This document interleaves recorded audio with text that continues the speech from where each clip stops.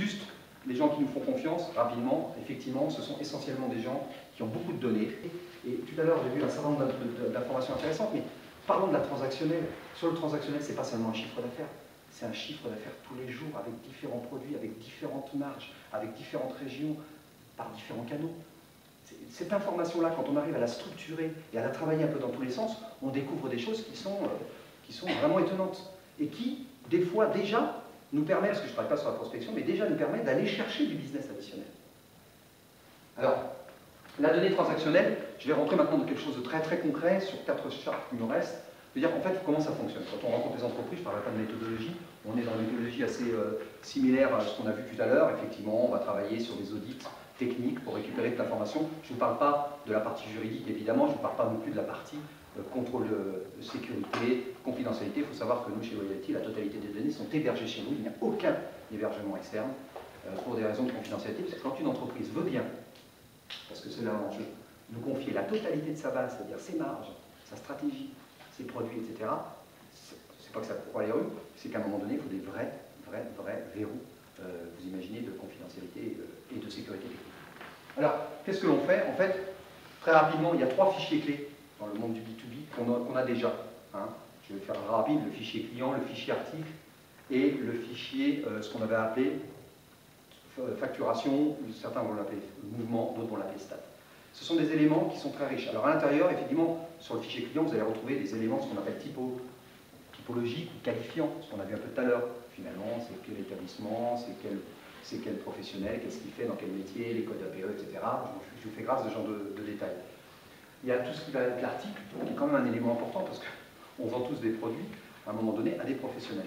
Ce qui est un élément intéressant, parce que vous allez voir que tout à l'heure, la relation professionnelle B2B, excusez-moi, de professionnel à professionnel, est intéressante parce qu'on peut parler enfin, contrairement au B2C, de business, de ROI, de produits que tu n'achètes pas, de gamme que tu pourrais acheter, etc. Donc c'est quand même très riche. Je parlais du B2B tout à l'heure en disant, par rapport au B2C, c'est un milieu extrêmement riche et extrêmement passionnant parce que véritablement, on peut dire des choses qu'on ne pourra jamais dire dans le monde du B2C.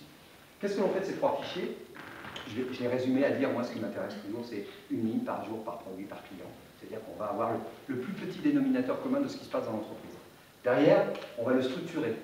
Là, on va retrouver un petit peu ce que recommandait tout à l'heure Canvas. C'est intéressant, c'est d'avoir une base centralisée, unique, qui va être à disposition du marketing et à disposition du commercial, parce que c'est un élément aussi important. Parlons pas que du marketing, mais aussi du commercial.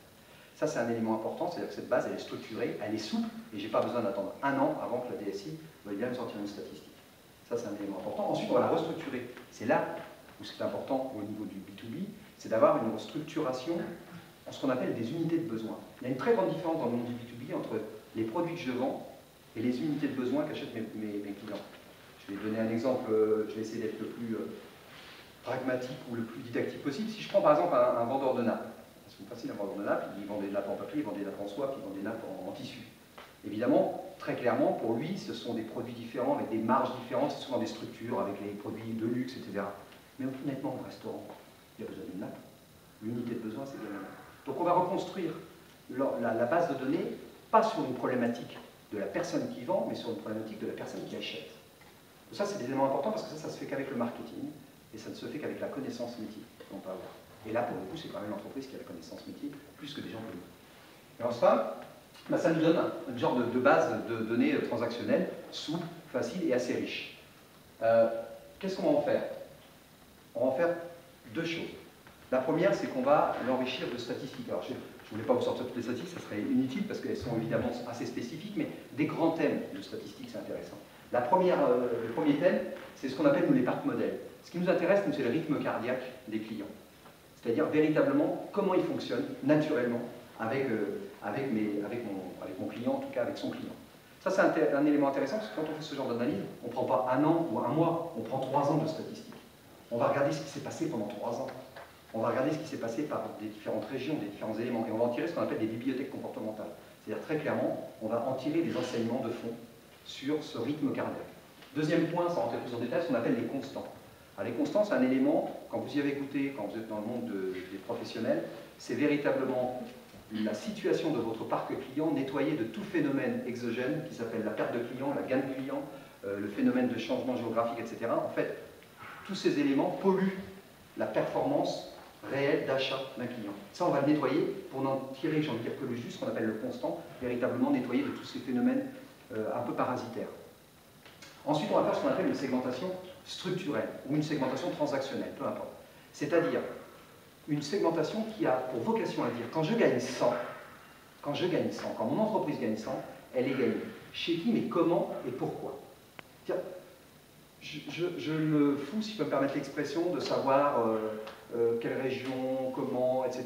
Est-ce qu'il a, comment est son établissement, comment est son point de vente, le code APE, etc. Non, ce qui m'intéresse, c'est une vision purement économique.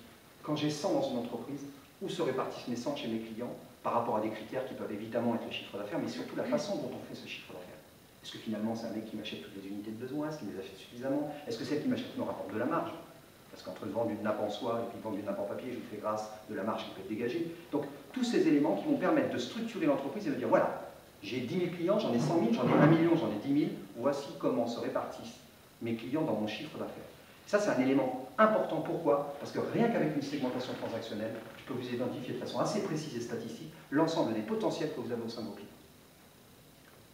Mais c'est simplement bêtement statistique et bêtement mathématique. Alors, évidemment, cette segmentation, elle est ultra froide, parce que quand j'écoute les vendeurs au marketing, oui, mais alors, le potentiel, moi j'ai mes clients, mes A, mes B, mes C, mes D, alors on l'a mis à jour l'année dernière, je pense qu'elle est encore un peu valable, etc. Ces genres de choses, comme elles sont subjectives, elles sont rarement opérationnelles. Et n'oubliez pas que moi, ce que je m'intéresse, c'est que derrière, vous allez voir que ça devienne de l'action au quotidien.